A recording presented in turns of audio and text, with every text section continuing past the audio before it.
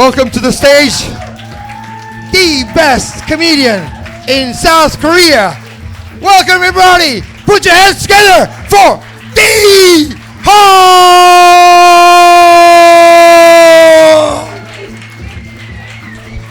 Appreciate you. Lit Lounge, how we feeling? Yeah. Hey, go ahead and shout out to the DJ Pinnacle.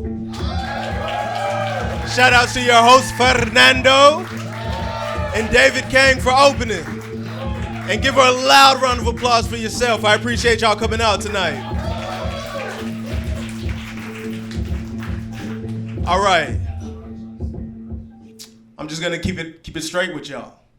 Okay? The only reason I'm doing stand-up comedy in Asia is to cash in on this Stop Asian Hate money. Yeah, because apparently all the Black Lives Matter money went into real estate.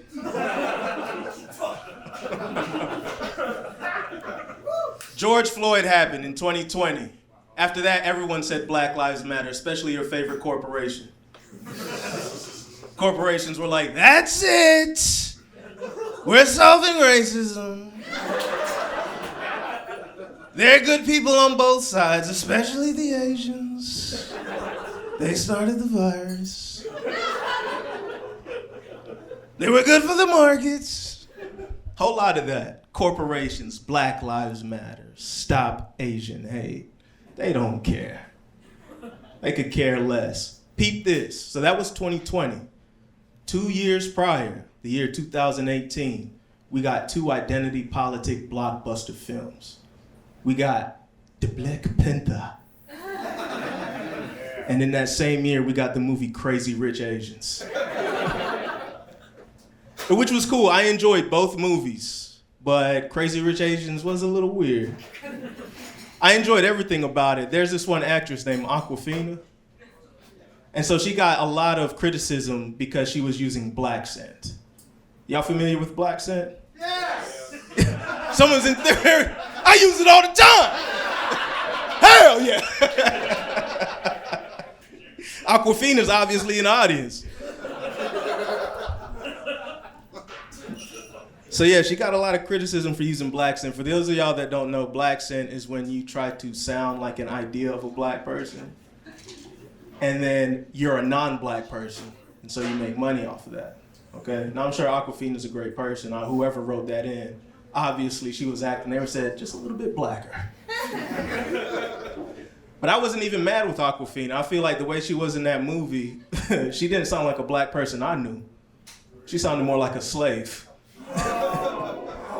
She was in that movie like, oh Lord Jesus, Master gonna love these dumplings.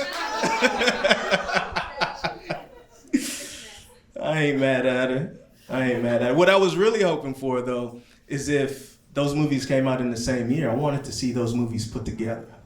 All right? Crazy Rich Asians in Wakanda.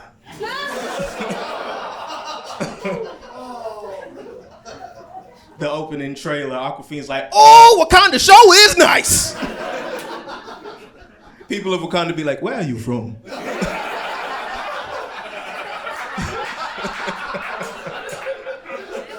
You sound like the people we sold off years ago.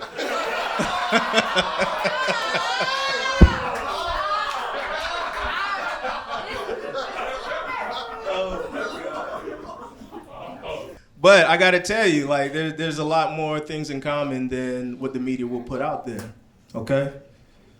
I'm from a small town, you know, small town in America. Where are my Americans at in here? Yeah, a lot of enthusiastic Americans. Where are my Southerner Americans at in here? Yeah, everywhere we go, we loud! So I was raised in a small town in the rural South, right? Like their stance on safe sex was keep it in the family. Now peep this, they thought Roe versus Wade was a high school football match. Y'all laughed at that so hard, but which one's the bad guy, Roe or Wade? That's what I thought. Y'all are just as dumb. So now that we cleared that up, I was from a small town in America, been living in Korea for over a year now. And I come to the conclusions that Koreans specifically are just like black people. I'll explain. Koreans love barbecue, fried chicken, and Jesus. You ever hit an older Korean with "안녕하세요," and they hit you back with "네"? Sound like we in the Bronx in New York. Yeah. Nah, peep this. Yeah. Peep this. Korean people so black. The other day I met a dude named Daquan.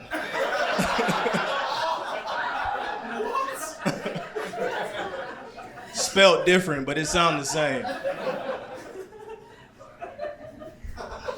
Anyone got a Chunun? 1001 bill? You do? Yeah, if you mind, I'll grab one. I need to do a visual demonstration or something. You got it back, right? Yeah. You'll get it back, I think.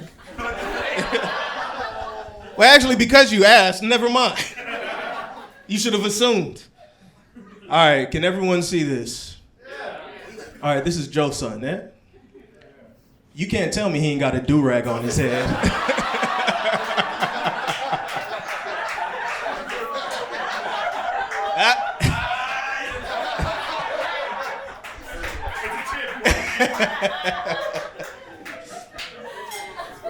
So like I said, I was raised in the South, right? Rural South, raised Christian as well. I'm Christian myself. And in the South, we had this experience in the church called speaking in tongue. Lo and behold, they were speaking Korean the whole time. I'll paint that picture. They'll be like, in the name of Jesus, Haniyasio, I'm Samnida.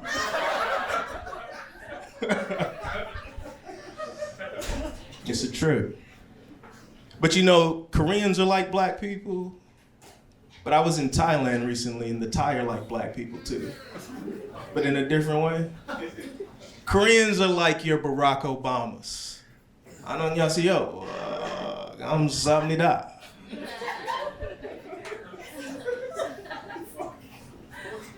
The Thai are like black people, but they're more like your Snoop Dogs. They be down there like, Sawadee Ka, nephew.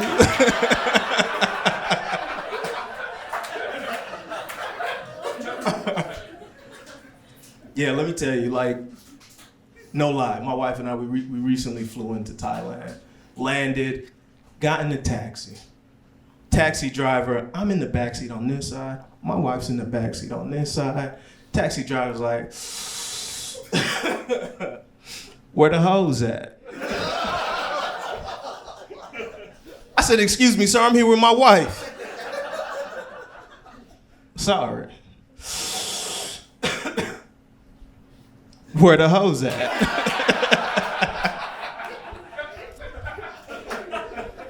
I love Thailand, but I also realize that Thailand is just eat, pray, love for old white men.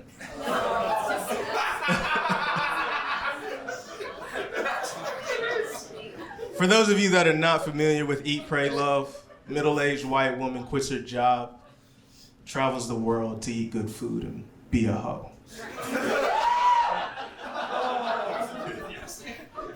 That was very enthusiastic. I hope that was not an old white man. But that old white woman goes through her midlife crisis, divorces her husband. Well, her husband, what happens to him? He stays back home, listens to one too many podcasts, decides to quit his job, travel the world, eat good food, and be a hoe. Except he doesn't find love, he pays for it. Off Sukhumvit soil. If you know, you know. Thailand's crazy. Like, I really rock with Korean people. I be out here talking to them, and I tell some Korean people, like, yo, I'm going to Thailand. And they'll be like, well, Thailand's cool, but like, what about the lady boys? And I'll be like, what do you mean? Korea's got lady boys too. It's just called K-pop.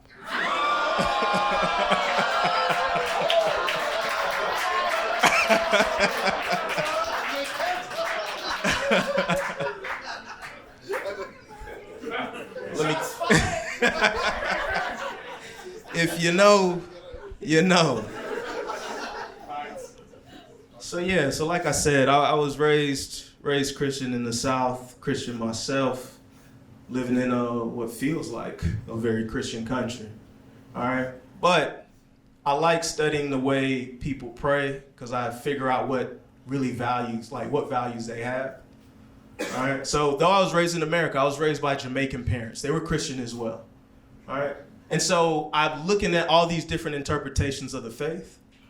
And based on how people pray, you can tell what they really care about. I'll give you an example. A Jamaican prayer sounds like this. Dear Jesus, deliver us from the Queen. And if you keep up with global events, that did happen. An American prayer sounds like this. Dear Jesus, protect our right to bear arms. And a Korean prayer sounds like this. Yesunim, Samsung ka jasi. Which was my attempt at saying, Dear Jesus, please let me get a job at Samsung. If you're in the corporate jobs, some of y'all look like you work corporate jobs. I like your blazer. You work corporate?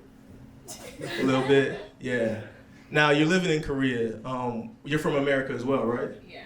Did you work in corporate America in America? No, I'm just visiting. You're just visiting? Okay, that's what corporate people do. I'm just visiting. I'm not mad at that. I worked in corporate America. Gotta say, not a fan. All right? I used to do market research for hedge funds and private equity firms. Okay? They fired me. They fired me because they said I wasn't a cultural fit. Just running out of excuses at that point. I got the email. Happy Friday. You know how they talk. They let me go because I wasn't a cultural fit. And that really hurt me. That bothered me, right? Because the last time I was fired from a job was over 12 years ago at a Chipotle in Greensboro, North Carolina. I was down so bad I had to take the bus to get to work. They didn't even let me through the double doors, all right? They just peeked their head out and they said, sorry, Daniel. We decided to let you go because you're not a cultural fit. I was like, not a cultural fit? You niggas ain't even Mexican. As far as I'm concerned, we all fit a culture of poverty making about $8 an hour. Now let me in the building. But every time I tell that story, I tell it to like my new age spiritual friends and my very conservative friends always have the same response. They're like, well, Daniel, poverty is a mindset. The universe gives you what you are. I said, oh, that's how we're gonna explain world poverty. You're poor, this was decided before you. I wouldn't be surprised if conservatives started saying things like, we need more policing for the laws of attraction.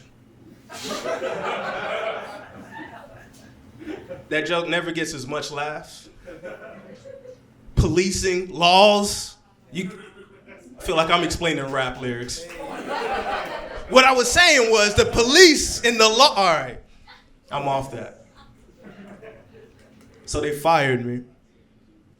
And just let me tell you how white this organization was. They fired me. They said I wasn't a cultural fit. I said, no, duh, I'm the only black man in the building. This organization was so white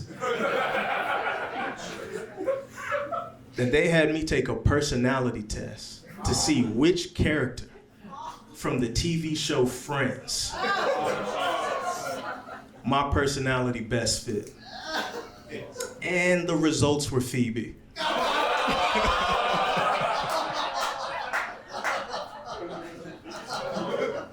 Which I thought how fitting, because at that moment in my life, I was showing up as a white woman. And I had some moments, and not even a cool white woman, no. That's understandable. I was showing up as a Karen. More enthusiasm than I was looking for. We have a Karen fan in the house. Everyone, stay safe. So yeah, I was showing up as a Karen, and let me paint the picture. This is what made me really realize that something was going on. So I was in the parking lot of my apartment building, and I saw a domestic abuse situation play out. Woman gets straight smacked. I'd kill you, nigga! And that terrified me, because they was both white.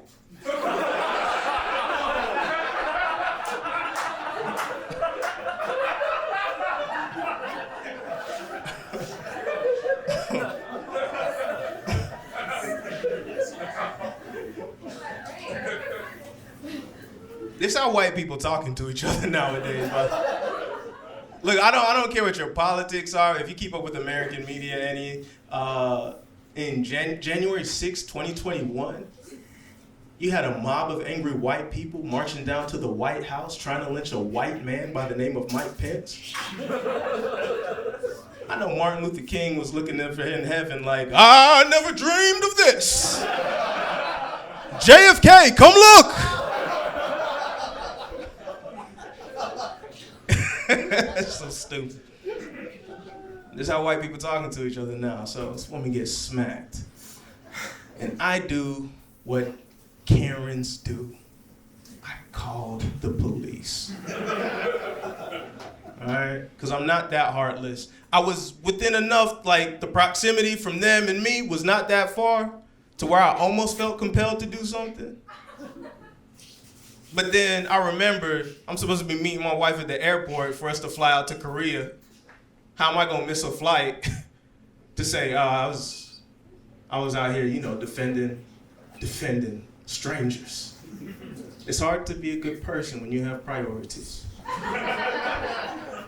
So I called the police, next best thing I can do, right? But y'all been hearing me talk for a while, and y'all understand my voice. Calling the police in this voice, they gonna think I had something to do with the situation. So I put on my Karen voice. Y'all wanna hear it? Yes. All right. This is a bush, because all Karens call the cops behind the bush. Just peeking out. All right, so I'm calling the cop, 911. Ring, ring. 911, what's your emergency? And this is my Karen voice.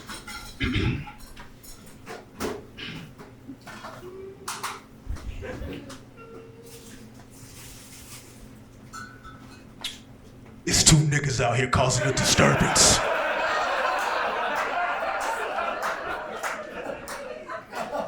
Come quick, I don't feel safe. Dispatcher was like, okay, so it's a black couple? I said, no, two niggas, they white, come quick.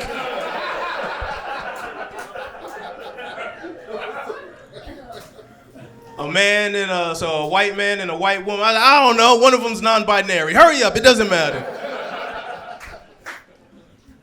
But, whatever. So that job fired me, okay? Shook it off, didn't bother me. Why? Because I had enough money in my savings to sustain me, all right? And I'm really good at money management, by the way, okay? But nothing special about me. It's something I inherited from my father, okay? Who was a British-born, Jamaican-raised American. He moved to America when he was 18 years old. First job was at a burger joint. Hated that job. They asked him to clean the toilet, he quit. Second job was at a bank. Nothing fancy. Worked in the mailroom. A couple years later, worked his way up to the boardroom. All right, got his MBA, then got his PhD. So having him in the house was a constant reminder that I ain't doing enough. My dad also did taxes on the side, all right? Which basically means that my childhood was audited. My report cards were like quarterly reports. He'd be looking at them like, I don't know, son. If you keep this up, you're gonna need to liquidate. It's like, is this a poetic way of telling me to kill myself? Where do we get into with this? But, some progressive circles even wonder if fathers are necessary in the household? And I say, absolutely. Because anyone that grew up with their father knows that's your first hater. Growing up with all that doubt and criticism in the house, the rest of this world is a cakewalk. All right? For women in the house, that might mean your mom was your first hater. It's more of a same-sex dynamic. And then for my non-binary folk, I'm sure both your parents hated you. So I'm gonna tell you this story about how I got really good at money management, all right? So I started having sex around the age of 15. Nothing to brag about. But I know when I tell that story, some guys be like, shit, boy, I started having sex when I was about 12. One say, boy, I started having sex when I was about 9. I said, 9 years old, sir, you was molested. And that was your aunt, it don't count.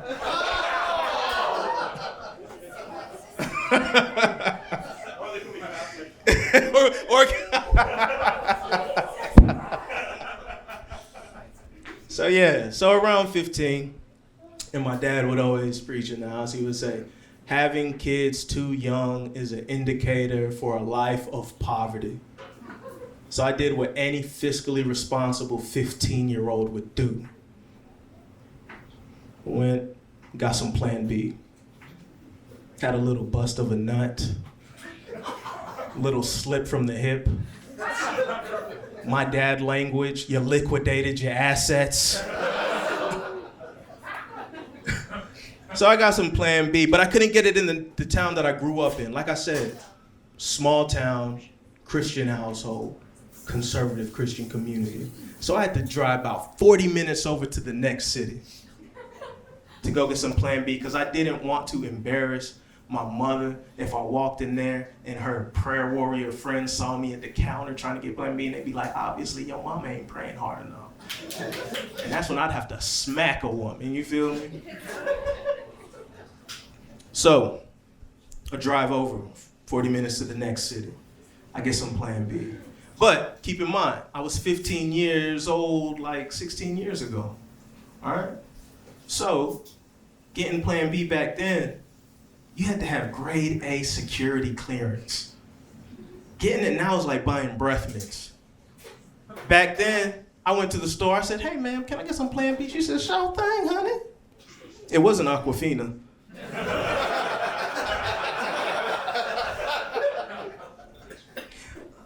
She said, all we need is your license, registration, put your hands on the table, and spread your cheeks. Needless to say, I passed the test. I get back to the pharmacist, and this pharmacist is a character, let me tell you. I say, hey, I'm here for my Plan B. She comes out the back like,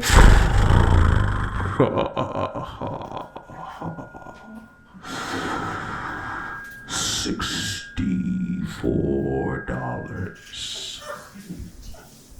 $64 at 15 years old?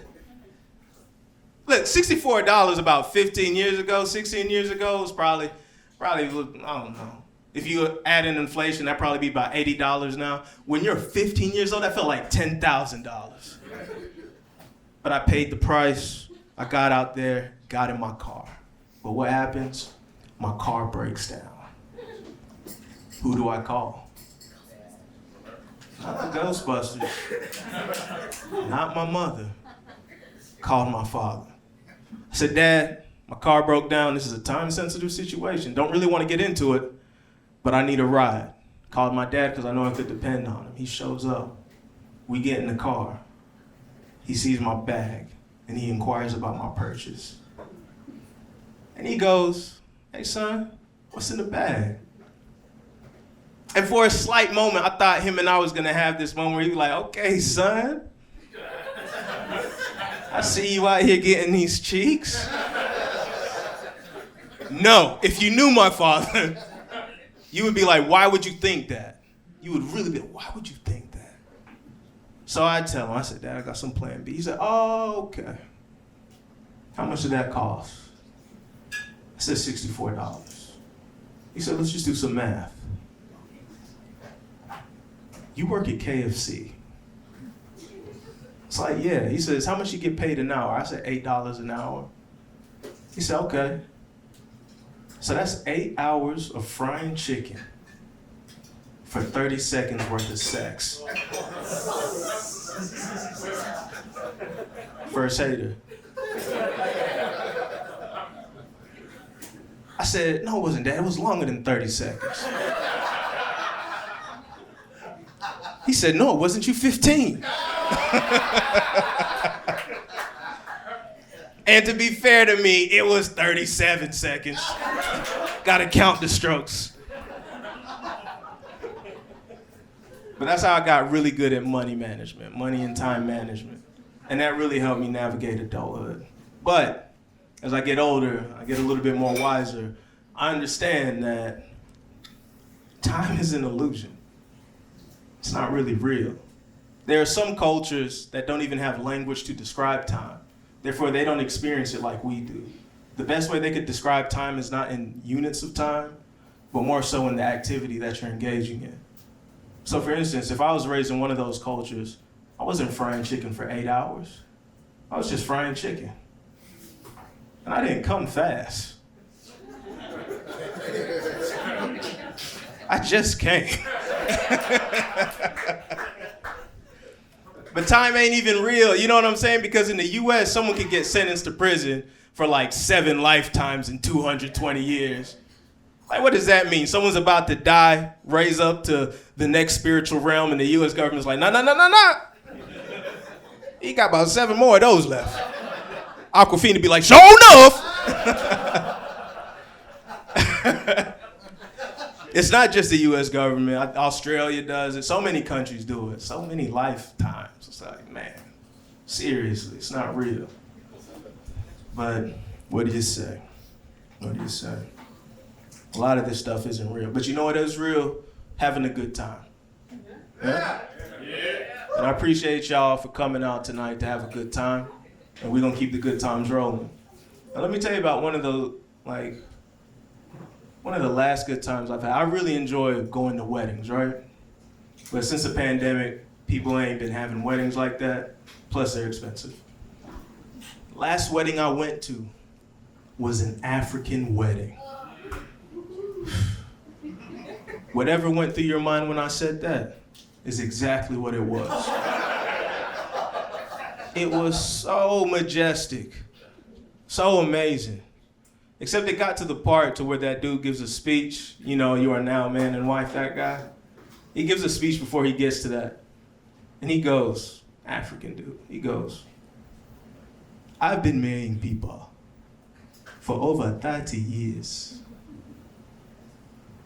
And do you know what they tell me the secret to a successful marriage is? 3 couples. 1 told me, never go to bed angry. The second one told me, your wife is always right. The third one told me, remember, it's cool to be wise. Which is a horrible thing to say at a wedding. Imagine handing your daughter off and being like, hey, good luck. It could be worse. I would hate for that to be said in my... Because you don't tell that to people with real problems. You get what I'm saying? It could be worse. People with real problems, like, I don't know, veterans, Vietnam veterans. Let me paint this picture for you. Vietnam veteran, just in whatever. PTSD's kicking in. Pistol in his mouth. Wife is in the other room screaming, kill yourself, you coward. My father was right about you. And right before he pulls the trigger, he goes, remember.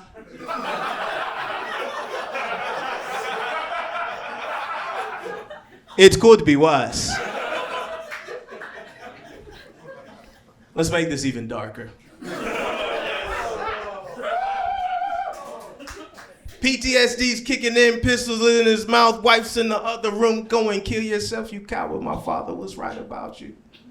And so is your homeboy. He steps out and he's just right there. And before he shoots them both, he goes, remember. It's cool to be wise. Last one is hard on that one. Must be hitting home. But it's crazy, you know what I mean? Because at first I was like, yo, that's some African shit to say. But then I realized, nah, that's some immigrant shit to say, especially in the context of America. Because you could go to America and have a PhD in your home country and be an Uber driver. And what do you tell yourself to get through that? Remember, it's cool to be wise. My name is D Hall, and y'all have been great.